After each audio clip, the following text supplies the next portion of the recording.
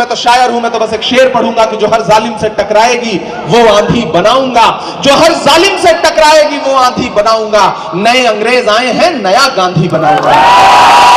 10 साल आपने दिया नरेंद्र मोदी जी को, बदले में उन्होंने झूठे वादे और जुमलों के अलावा कुछ भी नहीं दिया। वो सुबह शाम अपने भाषणों में क्या कहते हैं कि बताइए कांग्रेस वालों आपने 70 साल में क्या किया। मैं तो पार्लियामेंट में बैठता हूं, एक दिन वो पार्लियामेंट में खड़े होकर कह रहे थे कि बताओ कांग्रेस वालों आपने क्या दिया। इधर राहुल जी बैठे थे, बोले इमरान मत बताना, बता दोगे तो ये उसको भी बेच देंगे, इनका काम सिर्फ बेचने का।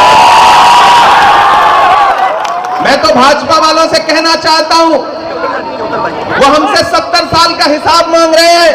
अरे भाजपा वालों, जो अपना चलाया हुआ 2000 का नोट 7 साल नहीं चला सके वो हमसे 70 साल का हिसाब मांगते हैं। जो अपना चलाया हुआ नोट नहीं चला सके वो देश क्या चलाएंगे? नहीं चला सकते। प्रधानमंत्री जी को मैं चुनौती देते हुए कहता हूं, छोड़िए हिंदू मुसलमान सिख ईसाई मंदिर मस्जिद, दम है तो मुद्दों पर चुनाव लड़िए।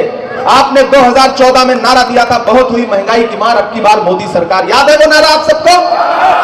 उस नारे का अंजाम क्या हुआ? वो गैस सिलेंडर जो 400 रुपए का था, जिसे 400 रुपए तक पहुंचने में 70 साल लगे थे, उसे कहां पहुंचा दिया? 1000 के पार। वो पेट्रोल डीजल जो 58 रुपए लीटर था वो 100 रुपए के पास पहुंचा दिया। आटा चावल दूध दही पनीर छाछ लस्सी क्या नहीं महंगा कर दिया।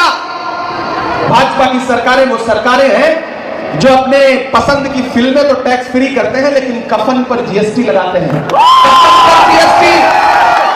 इसलिए साथियों मैं आपसे कहना चाहता हूं, ये चुनाव उसका बदला लेने का चुनाव।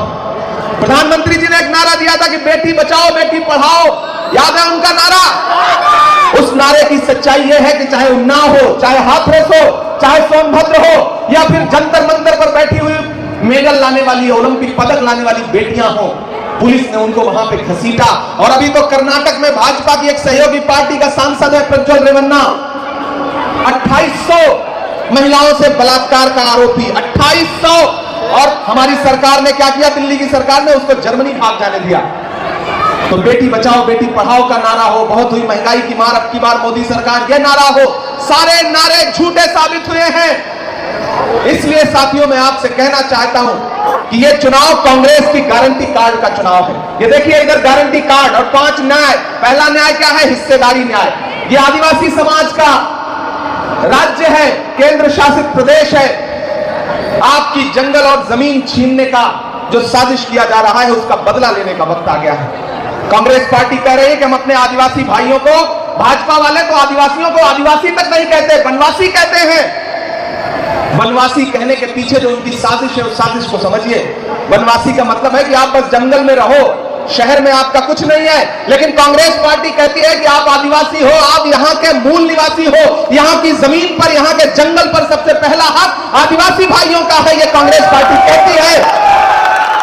और हम उनको इंसाफ देने का काम करेंगे।